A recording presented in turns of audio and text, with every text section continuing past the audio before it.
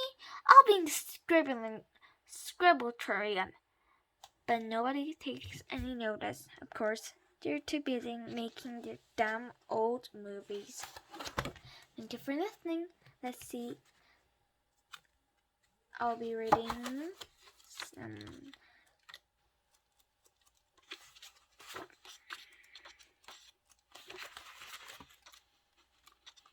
So for last time, though. See you again.